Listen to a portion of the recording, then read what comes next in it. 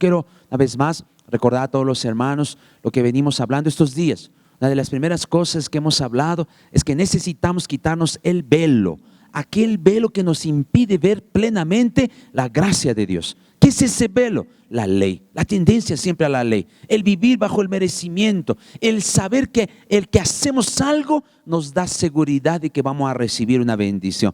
Eso no es de Dios. Los hijos de Dios deben confiar plenamente en el Señor. No estoy queriendo decir de que no hacemos nada.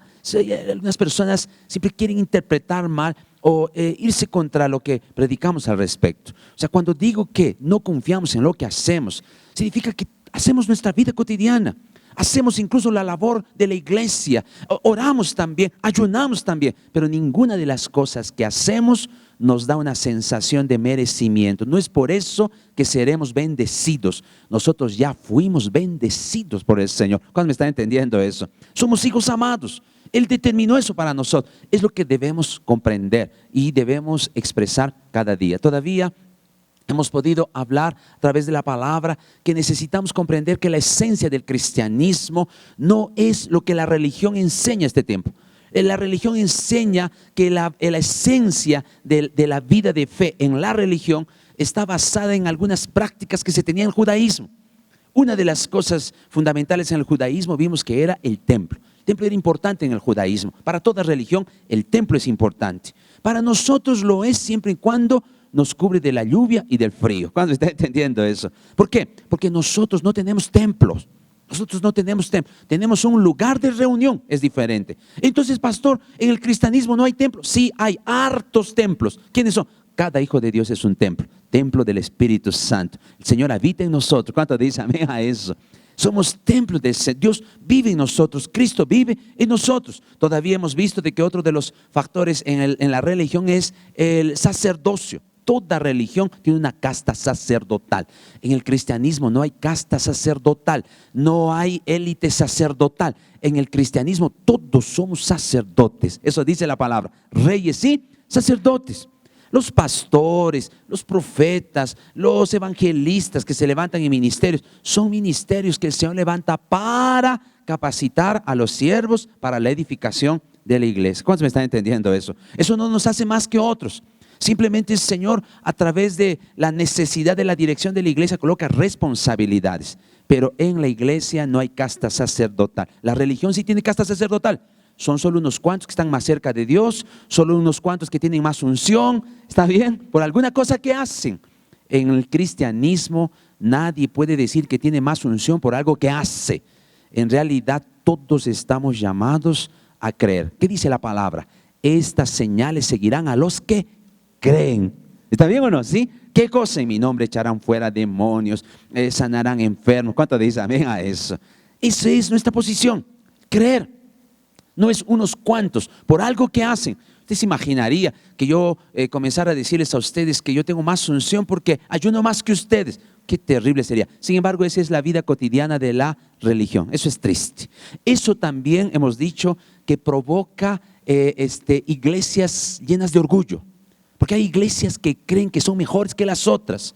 Eso es increíble, ¿no? O sea, constantemente me encuentro con hermanos que me vienen y dicen, estoy confundido, pastor. ¿Por qué estás confundido? Me encontré con un hermano de otra congregación y me ha dicho que en tu iglesia no está el Espíritu, que nuestro ayuno es un ayuno light, un ayuno flojo. ¿Qué es eso de una comidita al día? ¿Qué es eso de algunos de tus hermanos que ayunan 21 días solo de pan, otros de arroz? ¿Qué será eso? En cambio, en mi iglesia está el Espíritu. Nosotros ayunamos de verdad, ¿no? Toda la semana solo con agua. ¿Qué está diciendo? Algo que nosotros hacemos nos coloca en una posición mejor. Eso no es de Dios. Porque si somos algo o tenemos algo, no es por algo que hacemos, es porque Él ya lo hizo. ¿Cuántos me están entendiendo eso? Es importante entender esto. Entonces, ¿por qué ayunamos? No ayunamos para conseguir algo. Ayunamos para que nosotros crezcamos en fe, para que nuestros ojos se abran, para comprender esta verdad. ¿Cuánto dice amén a eso? Importante entender esa verdad. Todavía el día de ayer hemos visto principios fundamentales otra vez entre la gracia. La gracia y la ley no pueden convivir juntos. No pueden convivir juntos. También todo lo que es mezcla de gracia y ley produce muerte.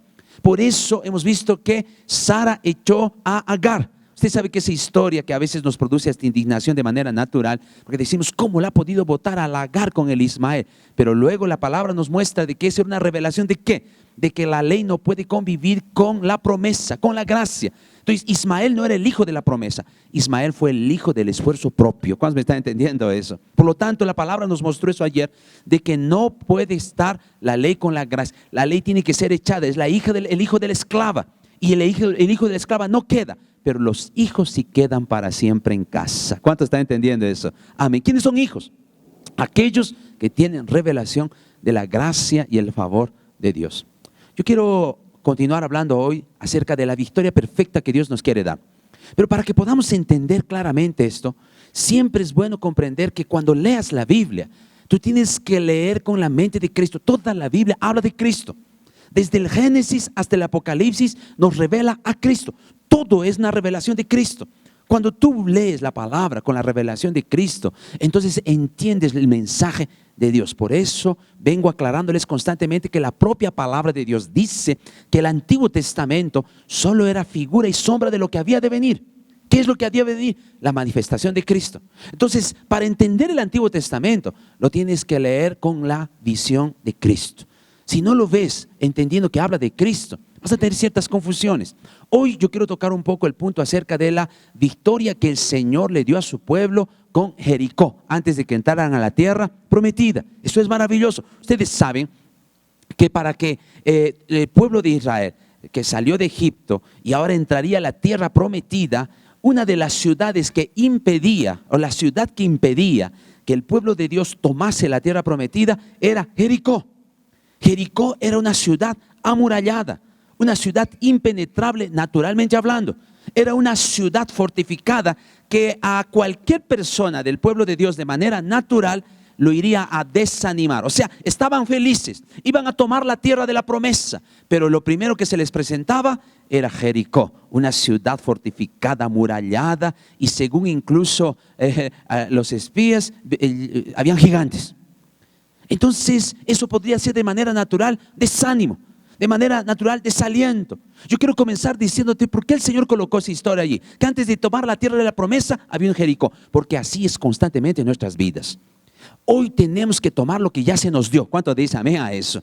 Dios ya había definido la tierra de la promesa para su pueblo, pero ahora ellos tenían que tomar lo que se les había dado. Pero el primer obstáculo era un Jericó. Yo quiero decirte algo, en esta expresión de fe, cada día en tu vida, en cada área, siempre vas a percibir que de pronto se levanta un Jericó, una ciudad amurallada. El maligno levanta unas circunstancias negativas. El maligno levanta circunstancias adversas a aquello que estás creyendo. Y muchos a la primera vista de esas murallas desisten, desaniman. Pero ¿cuál debe ser nuestra posición? Ejercer fe y creer que aquellas murallas caerán. ¿Cuántos dicen amén a eso? Entonces, todo obstáculo que se levante en tu vida para atentar contra tu fe, tienes que pararte con firmeza para creer. Por eso este ayuno es engendrando fe, porque creí eso que hablé. Eso es maravilloso entender. Entonces, mira lo que dice la palabra. La palabra en 2 de Corintios 10, capítulo 10, verso 4 al 5, nos muestra esto, que hay una guerra espiritual, que hay una lucha espiritual, que hay un Jericó fortificado que se levanta en nuestras vidas constantemente. Pero ¿cuál debe ser la actitud que debemos tener? Mira lo que dice la Biblia, 2 de Corintios capítulo 10, versículo 4 y 5. Porque las armas de nuestra milicia no son carnales. Primera cosa está hablando. Es decir, no podemos enfrentar esta batalla, esta lucha a nivel carnal, con obras carnales, con cosas carnales que hacemos. De ninguna manera. ¿Por qué? Porque son espirituales, sino poderosas en Dios para la destrucción de fortalezas. ¿Están entendiendo eso? Es decir, hay fortalezas que se levantan delante de nosotros para impedir que tú sigas caminando en fe. ¿Cuántos están entendiendo eso? ¿Cuál debe ser nuestra actitud? ¿Cuál debe ser nuestra posición? Sigamos leyendo aquí. Derribando argumentos y toda altivez que se levanta contra el conocimiento de Dios. ¿Qué está diciendo? Que esas fortalezas se levantan ¿para qué? Que con argumentos y altivez, o sea, a veces los argumentos son razonables, los argumentos son lógicos, estos se levantan para ir contra el conocimiento de Dios. ¿De qué conocimiento está hablando? ¿Qué es lo que estamos conociendo ahora de Dios? que somos hijos amados, que Él murió por nosotros, que en Él somos más que vencedor. Ese es el conocimiento de Dios. ¿Cuántos me están entendiendo esto? Entonces, esas fortalezas que el maligno levanta para evitar que tú actúes en fe, atentan contra ese conocimiento. Por eso muchas veces cuando tú dices yo soy hijo amado de Dios, una voz te dice, pero si eres hijo amado, ¿por qué entonces te está pasando esas cosas? ¿Por qué no aconteció aquello? Entonces son fortalezas que se levantan con argumentos que atentan contra lo que conoces de Dios. ¿Cuántos me están entendiendo eso? Allí mira lo que dice la palabra. Allí debemos llevar ¿qué? Llevando cautivo todo pensamiento a la obediencia a Cristo. O sea, la Biblia nos dice que la manera de vencer es que todos esos pensamientos, esos argumentos deben ser llevados cautivos a la obediencia a Cristo. Aquí yo quiero explicarles una vez más lo que algún tiempo ya hablé con ustedes. En el idioma original, esa palabra traducida como a también tiene la implicancia de. Y en la mayoría de manuscritos esa palabra debe traducirse como de. Algunas traducciones bíblicas ya lo traducen como de. Es decir, llevando esos pensamientos, esos argumentos, esas fortalezas del maligno, dice que lo debemos llevar cautivo a la obediencia de Cristo. ¿Cómo es eso de llevar a la obediencia de Cristo? Porque algunos lo entienden como llevar esos pensamientos a la obediencia a Cristo, como que mis pensamientos deben estar obedeciendo a Cristo. Solo que vamos a ser sinceros, no se obedece al Señor con pensamientos. Nuestros actos son los que manifiestan la obediencia al Señor. Porque muchas veces, la mayoría de veces, nuestros pensamientos van en contra de lo que el Señor está estableciendo. Es allí donde la revelación de la palabra y de quiénes somos vence en nuestra mente. ¿Cuántos están entendiendo eso? Entonces la palabra dice, llevando cautivo a la obediencia de Cristo. O sea, es la obediencia de Cristo. ¿En qué se reflejó la obediencia de Cristo? En el que Él, no escatimando ser Dios, se hizo hombre y obedeció hasta morir en la cruz. Y esa muerte en la cruz, ¿qué nos dio a nosotros? Vida. Esa muerte allí en la cruz que nos dio victoria. Esa muerte allí en la cruz que hizo de nosotros herederos de todas las cosas. Entonces esos pensamientos, esas fortalezas que se levantan contra ti, debes llevar esos pensamientos cautivos a lo que Cristo hizo. Y lo que Cristo hizo fue darnos victoria. ¿Cuántos me están entendiendo eso? Entonces hay un pensamiento que te dice, supongamos no lo vas a lograr. Entonces ese pensamiento llévalo a la cruz de Cristo. ¿Por qué? Porque allí en el Señor tú sabes que eres más que vencedor en Cristo. Pero tú eres un cristiano no comprometido. Ese pensamiento lo llevas a la obediencia de Cristo. Yo soy bendecido no por mi consagración magnífica, sino soy bendecido porque en la cruz Él me hizo hijo amado. ¿Cuántos dicen amén a eso? No estoy diciendo de que no debemos comprometernos. No estoy diciendo de que no debemos cada vez crecer en nuestra vida cristiana. Eso va a ser el resultado de cuánto nosotros creemos en quiénes somos. Entonces todo pensamiento, toda fortaleza lo llevamos cautivo a la obediencia de Cristo. O sea, a la obra que hizo el Señor. Entonces vayamos rápidamente a aquello que aconteció en Jericó. Vamos al libro de Josué, capítulo 6, verso 1 al 5. Mira lo que dice la palabra. Ahora Jericó estaba cerrada, bien cerrada, a causa de los hijos de Israel. Nadie entraba ni salía. Mas Jehová le dijo a Josué, mira, yo he entregado en tu mano a Jericó y a su rey, con sus varones de guerra. Rodearéis pues la ciudad, todos los hombres de guerra, yendo alrededor de la ciudad una vez, y esto haréis durante 6 días, y 7 sacerdotes llevarán 7 bocinas de cuernos de carnero delante del arca, y al 7º día daréis 7 vueltas a la ciudad, y los sacerdotes tocarán, dice, las trompetas o las bocinas, y cuando toquen prolongadamente el cuerno del carnero, así que oigas el sonido de la trompeta, todo el pueblo gritará a gran voz y el muro de la ciudad caerá. Entonces subirá el pueblo, cada uno derecho hacia adelante. ¡Wow! Es un acontecimiento de fe en el Antiguo Testamento. Porque la palabra de Dios dice en Hebreos de que aquello que aconteció es porque los muros cayeron por la fe. Por la fe. Entonces fue un evento de fe lo que aconteció allá. ¿Y qué es lo que el Señor nos muestra? Primero, le dio una palabra de seguridad a Josué y a su pueblo. El Señor le dijo, yo he entregado a Jericó y su rey. Primera cosa maravillosa. Noten que el Señor no le dijo a Josué y a su pueblo, te voy a entregar Jericó. Él le dijo, ya te lo he entregado. Eso es importante que entiendas en tu relación con Dios. Muchas de las cosas que estamos anhelando, muchas de las cosas que nosotros anhelamos, el Señor ya nos los entregó. Pero ¿qué necesitamos? Creer y tomar. ¿Cuántos dicen amén a eso? Creer y tomar. Por ejemplo, yo creo que el Señor ya nos entregó esta ciudad para Él. ¿Cuántos dicen amén a eso? Él no nos va a entregar, Él ya nos entregó. ¿Qué debemos hacer? Tomar lo que se nos dio. ¿Qué significa tomar? Salir con fe, predicar el evangelio con fe, los pasos que damos con fe. ¿Cuántos dicen amén a eso?